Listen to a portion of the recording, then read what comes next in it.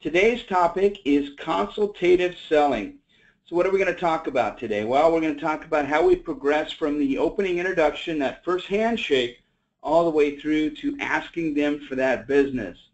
Well, why is it that we want to use consultative selling skills? Well, it's because we want to close a higher percentage of our meetings, don't we? We want to retain our merchants. We want to give them a reason to continue to work with us. We want to sell our merchants on value, not on pricing. If we always take it to pricing, then we're going to lose the deal as quick as we pick up a deal based on pricing. So we don't want to get shopped around. So by doing that and differentiating ourselves, bringing more value, we're going to have a higher closing ratio. We're really going to differentiate ourselves as a trusted advisor and a consultant. We're going to make more money because our merchants are going to stick around with us a lot longer. So what are some of the keys to success? Well, before going to a meeting, here's 4 steps you want to do. You want to plan in advance. So come with an action plan of how you want that meeting to take place. And then interact. During that back and forth portion of the close, you want to ask open-ended questions so you can better understand the merchant's business, how they process the business model, and what their needs are, and better yet, find out what some of the pain points and things like that are for them. And then create a commitment. Commit to get back with them if there's any unopened or unanswered questions, or get them to commit to moving forward with you. And then follow up. If there's anything left on the table that you need to answer, make sure you set up an appointment.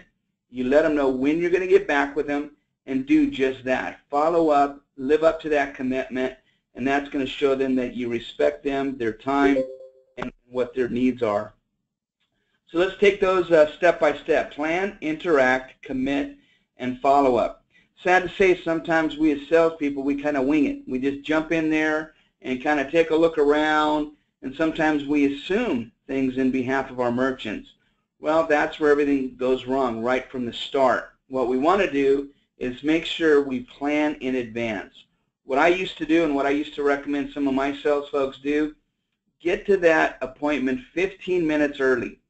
Clear your head, take a few deep breaths, get yourself calm, cool, relaxed, and then just close your eyes and role play in the back of your head. Okay, here's what I know about this merchant. Here's how I believe they're processing. I did a little research last night on the internet to better understand their business model and how they sell some of their product lines. Then you kind of loosely have a process flow in your mind as to what questions you're going to ask that merchant. And then also role play in your head. What are the possible challenges they're going to come back with? What are some of the hurdles they might throw in front of me? So role play through those as well. And that way when you get in there, you're going to be much more prepared. And yes, there's going to be some twists and turns, and they're going to throw a couple curveballs at you. But if you've already kind of gone through and rehearsed that presentation in your mind, you already have a series of questions that you've either drafted on paper or you've locked into your mind, you're going to be much better prepared for when they do throw those twists and turns at you. So another thing sometimes we don't do is we don't interact enough.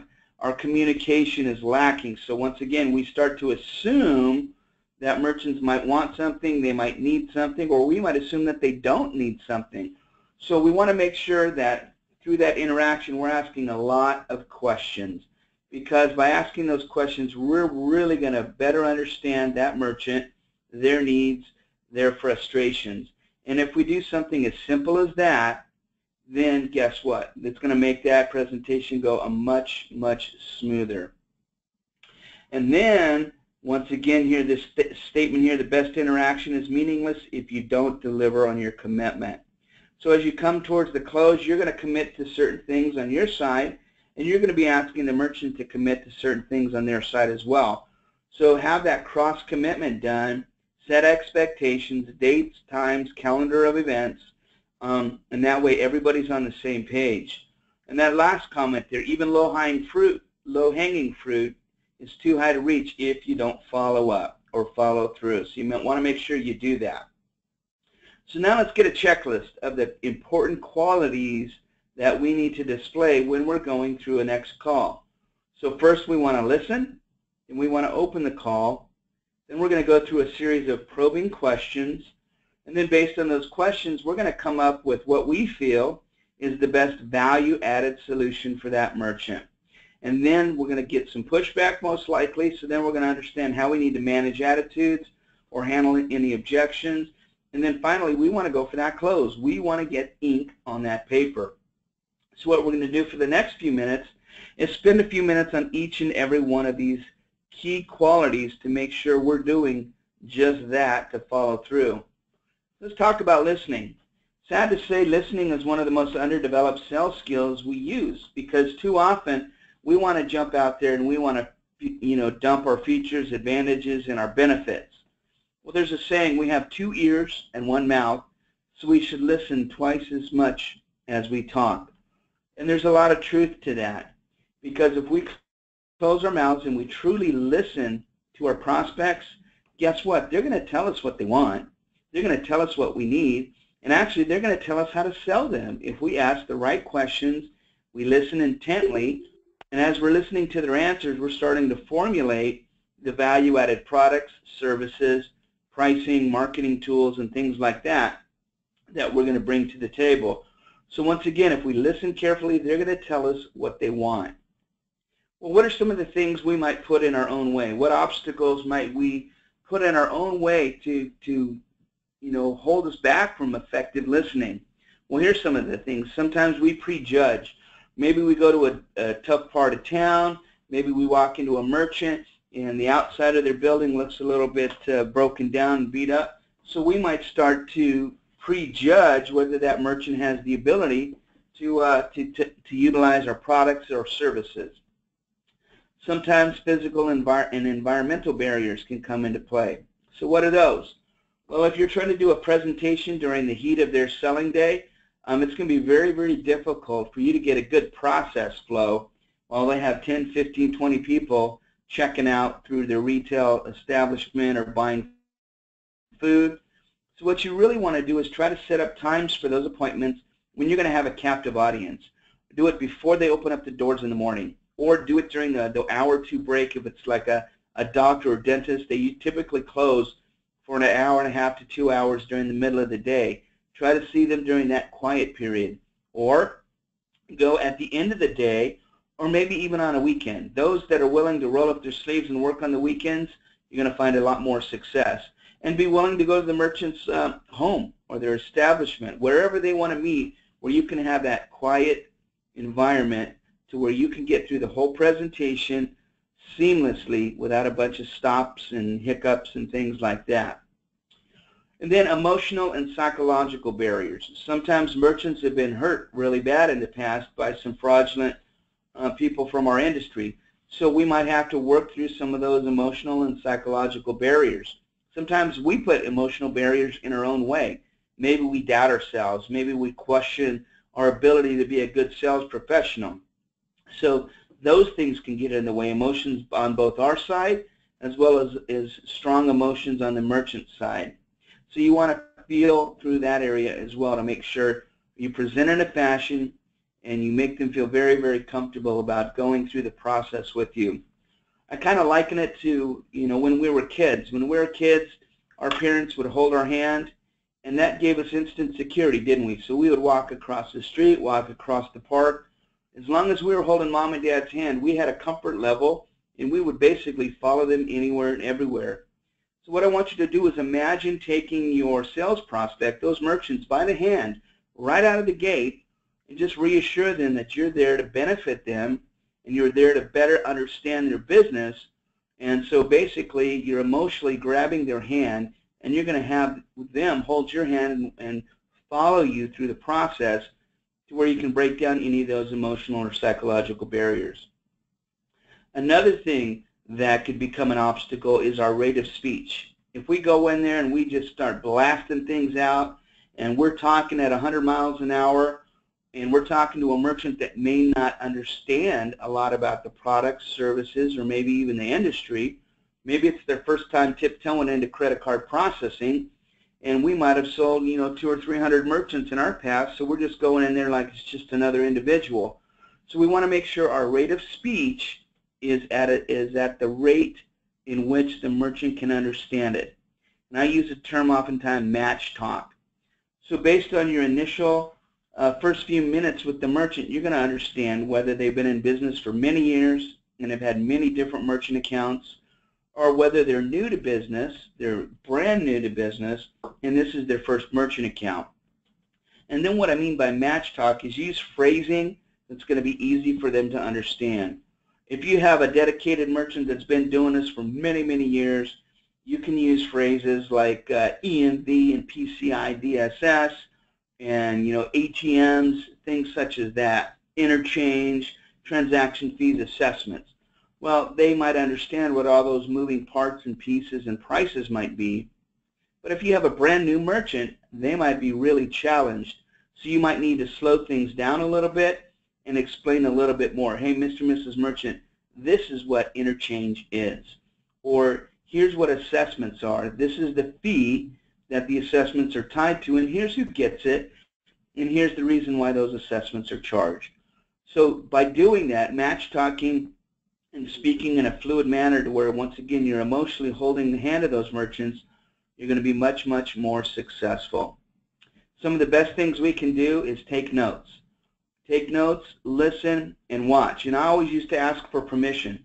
I'd say, hey, Mr. and Mrs. Merchant, do you mind if I take notes? I want to make sure I gather all the information correctly. And if we need to go over anything again, I want to make sure I take notes. Is that okay with you? And you're going to get their buy-in all the time. It's just one more thing you do and you say to show that you're very serious about better understanding their business. Opening the call. So we went into listening. Now what's the first thing we want to do when we go in to open that call? Well, we want to keep ourselves from being shopped around by the merchants. So we want to keep ourselves and this merchant moving through the process at a good clip, but once again at a level to where they understand emotionally they're continuing to hold our hand through that process. We become that trusted advisor and consultant. So what are some of the ingredients to becoming an effective opener? Well, we want to introduce ourselves. So you might want to tell them about you. Tell them how long you've been in the industry, how long you've been in that community that you're talking to. Tell them about Total Merchant Services, how we've been around almost 20 years, how we have over 100,000 merchants on board, how we're processing $12 billion in annual volume. See, those are all impressive things that you can share based on your personal resume and the resume of TMS. So once again, that's going to help you start out with some validity. And then propose an agenda. What you want to do is kind of say, hey, Mr. and Mrs. Merchant, here's what I'd like to accomplish today. I'm going to be asking you a series of questions because I want to best understand your business and how it runs today, how you're accepting your non-cash payments, any additional products or services you might have on your wish list, where you'd like your business to be 6 months from now, 12 months from now, 2 years from now, so that when I come up with a solution for you, I'm not only considering where you're at today, but I also want to understand where you want your business to be 6 months to a year from now. So by proposing that agenda, and you start to go through that series of questions, and then if you finish that by saying, and if everything works out well, I'd like to go ahead and start working with you today. How does that sound? And they say, that sounds fine. Then you can start going in to those lines of questioning. So you're initially already getting their buy-in that, hey, if I get all the answers, I come up with products and services, I'd really like to move forward and become a business partner of yours. How does that sound? So that is what we call a soft close. So you're already starting to get that acceptance. Then you're going to check for acceptance. So you're going to be looking at their body language, expressions. One of the things you want to do during proposing the agenda is ask them, hey, how much time do we have today? If they say 15 minutes, then you know you might need to move a little bit quicker. If they say, hey, I've locked up a whole hour for us, so we got plenty of time, to say, great. That way I can make sure I answer any questions you have about any of our products or services. And then look for discomfort, body language, expressions, frowns, things like that. If they have a frown or they give you that kind of deer in the headlights look, then stop and just double check. Just say, did that make sense to you? Or is there something that I can clear up for you right now or clarify? So once again, keep looking for that body language, because you might have lost them by a verb, a phrase, or maybe even a product that they're not familiar with. Then you want to involve that merchant. Ask additional topics. Hey, once again, where do you want to be a few months from now?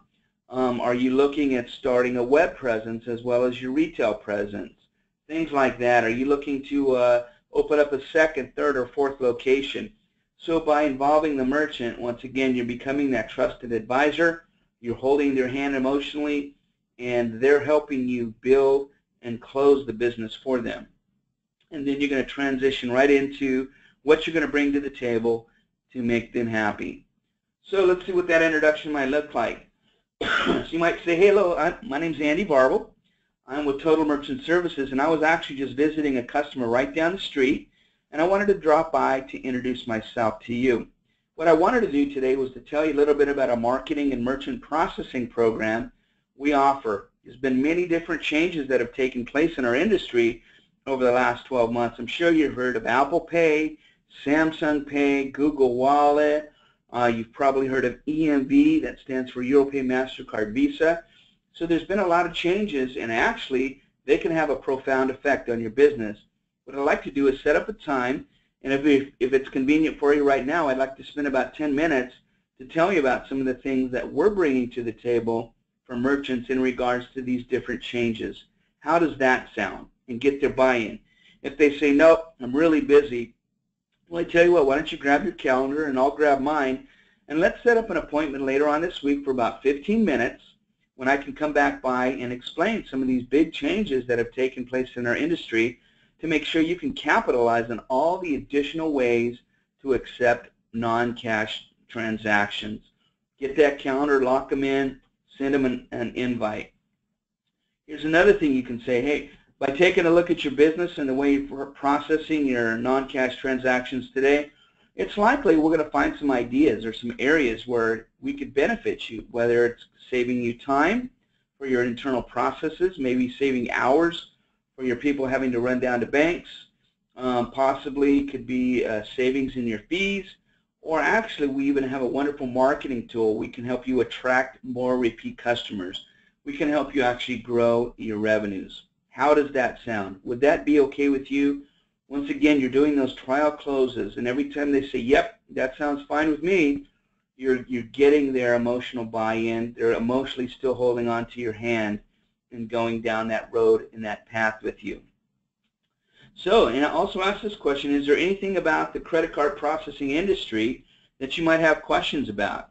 Or is there anything about Visa, MasterCard, or the big banks, anything that you have questions about? And then if you explain to them the different steps, once again, you prove to be that advisor and that consultant of theirs. Probing. Now what we want to do is we want to put that merchant under that microscope.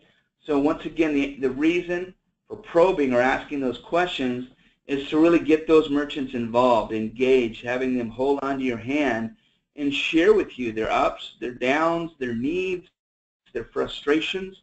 And then by asking them those open-ended questions, that's going to help you start to develop in your mind the needs, the high-impact needs they have, and the high-impact solutions you're going to provide for them. And that could be through equipment, it could be through marketing tools, it could be through additional auxiliary products or services, and it could be saving them money, right? It could be numerous different things, but you don't know if we don't ask and we don't probe. So those questions are going to be ones that we want to be able to motivate that merchant to act today. So ask by open-ended questions, and that's the wide end of the funnel. And then as you start to understand more and more about their business, then you start to tighten things up, and you go from open-ended questions to more closed-ended questions and get, would this benefit you? Yes. Or could this be a cost savings measure for you? Yes. So you're going to start to define it after you understand, and by those closed-ended questions, you're going to get them to say yes, yes, yes, more often to where when you ask for the business, it's not likely that they'll say no. And then you can use confirming or reflective questioning. So this is what a confirming or reflective question might look like. So as I understand, Mr. and Mrs. Merchant, if we were able to speed up the process for you, that might allow you to give up one of your people in your accounts receivable department could likely free them up 2 to 3 hours every single week. Is that how I'm to understand? And they say yes. So once again, you're confirming, you're reflecting on some of the answers they provided for you, and you're building up on the value of what you're going to do and offer. And once again, by doing that, you're going to get the buy-in from the merchant to correct the issues, to find that pain, to find that frustration. And those are going to be the solutions we're going to bring to the table to get that, not only the emotional buy-in through the process, but the formal buy-in at the end of the presentation. So then we're going to come to solutions. Once again, we've gone through all the probing. We've understood a lot of the different things. Now it comes time for us to talk and just say, okay, based on our conversation so far, Mr. and Mrs. Merchant, I understand you're using this terminal. Here's how you're currently accepting payments. By reviewing your statements, I've noticed this, this, and this. Here is what I'd like to do. And we're going to create our features, our products, our benefits, and our pricing. And then, as you're delivering that, show them what the benefit to them and their business is going to be. This might be a savings of X%.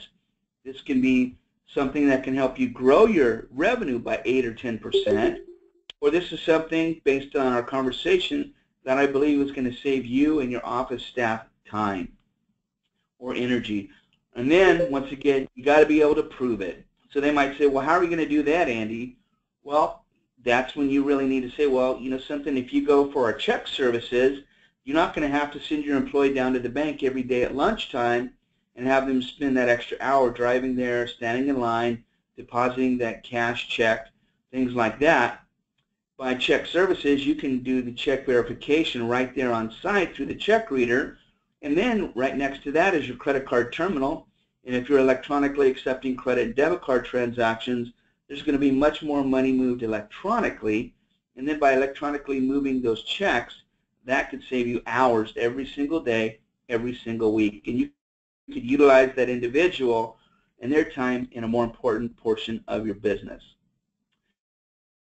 Handling attitudes and objections. So it's rare when you're going to have some sort of a presentation and they're not going to give you a little bit of pushback, right?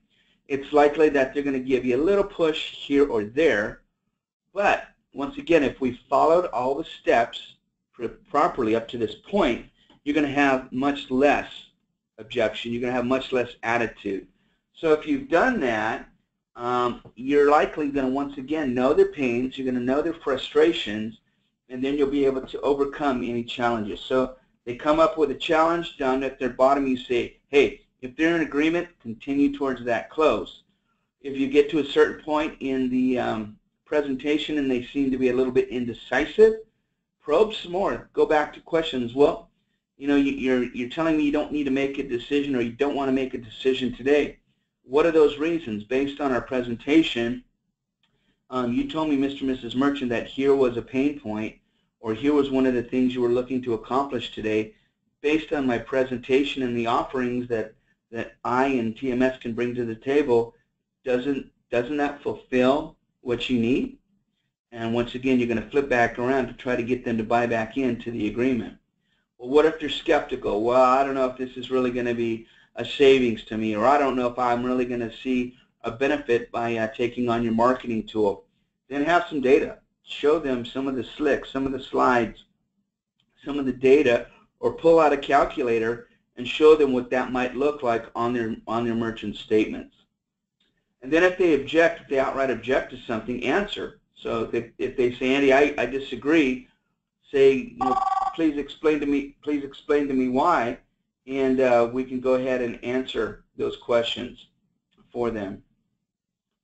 And finally, we want to come to the close. We want to do all the right things right. And then if we've done that, if we've emotionally held their hand, we've answered their questions, we've found out what their pain, their frustrations are, we've presented a beautiful product or service or pricing that's going to fit most of their emotional needs, then you want to go ahead and go for the close. So there's many different closing techniques, and one of our future Bank Card 101 trainings is going to be on many of the different closing techniques. And what you want is you want a technique that fits your personality. Some people are strong closers. They're more aggressive and they're just going to ask for the business right at the end of that presentation. Then you have other folks that really want to gently massage that merchant, slowly move them along through that presentation.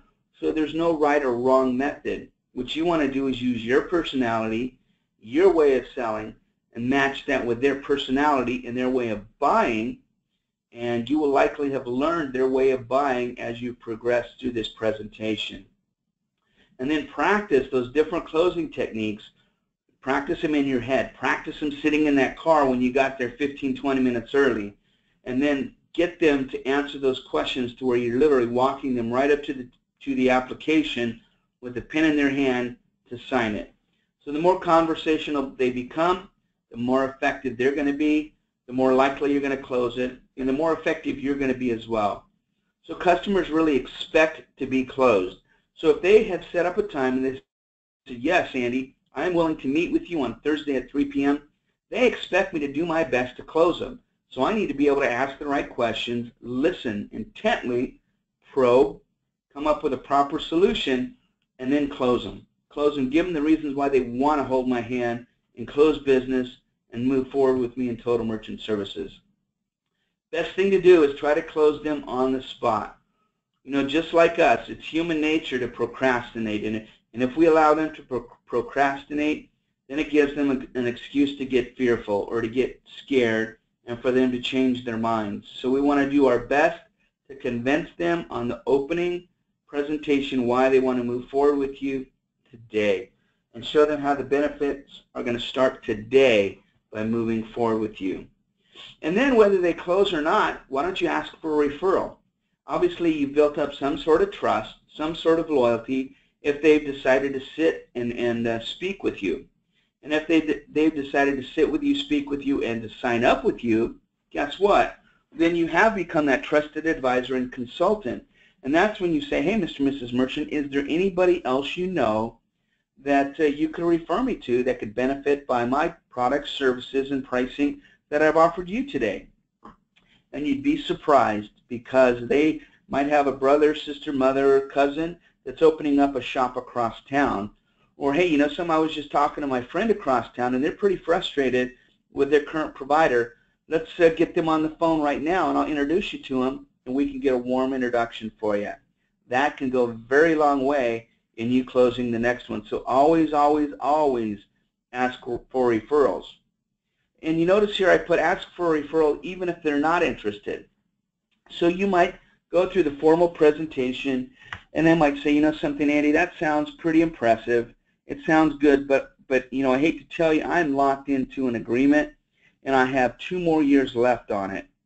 Well, I tell you what, Mr. and Mrs. Merchant, why don't I do this? Why don't I set up an appointment and come back and talk to you about 2 months before your early termination fee comes to fruition, and we can talk then. And by the way, since you were pretty impressed with my offering today, but you know that early termination fee is kind of getting in the way, is there anybody else you know that might benefit from what I've offered you? So surprisingly enough, I've closed many deals that way too, even if they didn't want to do business with you, or maybe they felt bad. Sometimes they will give you a lead because you spent an hour with them and they can't move forward with you for various reasons. Maybe it's their partner doesn't want to do it, their wife doesn't want to agree to it, maybe their exit clause or early termination fees are too pricey. This is one way for you to still move forward and get business from somebody they know. So what are some of the biggest reasons why we don't go for the close or why we don't get ink on the paper? Here are the top reasons. First and foremost, we're not prepared. We just go in there thinking that we're professionals and we can just wing it. Don't do that. Make sure you're prepared. You do as much research on that business as possible. You're going to do that through a drive-by, or maybe you've eaten there in that establishment or shopped there. Go on to Google, Yahoo, MSN, and do some research. Find out if they have a website. See if they have multi-locations. See if they have different stores or different lines of products to where you can find a common ground to start opening that question with them and showing that you actually have shown enough interest in them to understand their business model even before going in. Sometimes we can't close a prospect because we're scared. Maybe we're afraid of hearing no, so we don't really go for the push. Sometimes we feel, well, I'd be putting too much pressure on them to ask for their signatures today. We don't want to do that. We always want to ask for the business. ABC, always be closing. Sometimes it's a lack of confidence. And our lack of confidence is usually tied to a lack of knowledge. So the more we can better understand our industry, the different equipment, the different pricing, the different rules and regulations and the interchange rates that Visa, MasterCard, Amex, and Discover put out there, the more knowledge we will have, the more confidence we will exude when we're talking to these merchants. Here's another thing. Maybe we haven't asked enough questions to really understand their business. We've gone in there and we've started to assume more than ask. So we want to ask questions. We need to know as much, once again, about our products and our pricing. Sometimes we don't believe in ourselves, and after you close 10, 15, 20, 30 merchants, then your confidence level starts to increase. But maybe when we're still closing our first 5 or 10 deals, we might have a little bit of those nerves that'll keep us a little bit shaky. So get into that factor of believing in yourself, knowing you have the knowledge, knowing you have the confidence as quickly as you can. Another thing you want to do is know your competition. Know what your competition's advantages are. Know what your advantages are over the competition. So that way you can combat some of the things they might throw at you, or you can overcome some of the challenges or objections by saying, well, yeah, I do understand that competitor XYZ offers this, but what I have found in the past is this. And then with Total Merchant Services, we're able to come back with this, this, and this. So you can overcome those challenges. But once again, if you don't know the competition and their or our advantages, it'll be hard to overcome some of those challenges. And sometimes the reason why we struggle is because we don't outright ask for the business. So we want to make sure we end every single presentation with, hey, how about we go ahead and move forward today? And make it an assumptive close. Just say, okay, thank you very much for taking time. I'd like to go ahead and get started now. And just reach down into your bag, grab that 2-page application, and you say, Mr. and Mrs. Merchant, here's a couple items I'm going to need from you today. I need a voided check, and I'm going to need to get a copy of your tax ID, or if you're a sole prop, I'm going to need to get your Social Security number. How about we go ahead and get started now? So that you're fully assumptive. You're not asking for permission. You're fully assuming the close. You're asking for a couple items to show that they're going to move forward with you. They get up and go grab that information. You can consider that a done deal. All right, so in closing, we have a lot of priorities to juggle in our positions as sales professionals, many different moving parts. But if we can become more effective in our appointments, guess what? We're going to close a higher percentage, so we're going to need to see less and less people because our closing percentage is a lot higher. So initially, we might need to knock on 100 doors to talk to 5 people to close 2 merchants. Well, in time, we might get really good to where we might only need to talk to 50 merchants to get 5 people to sit with us, and we might be able to then close 3 or 4 of those prospects. So I've already done a training on knowing your numbers. Start to keep track of that, and then you're going to know exactly how many merchants you need to knock on, talk to, and present to in order to close the deals that you need to make to fulfill your financial obligations and goals you've set for yourself and your family. So make sure you plan in advance, interact by asking many open-ended, close-ended, and reflective questions, gain and give commitment along the way, and don't ever hesitate to follow up on any commitment you have committed to that merchant. Well, that's it for our training today. Here's a little sneak peek of one of our upcoming trainings, closing techniques. We're going to talk about trial closes, summary closes, alternative closes, assumptive closes, no hassle closes. So we're going to go through about 10 or 12 different closes here in the very near future. Well, that's it for today's session, folks. What I'm going to do now is I'm going to go ahead and open up the chat box for you guys to type in any questions you had about today's training.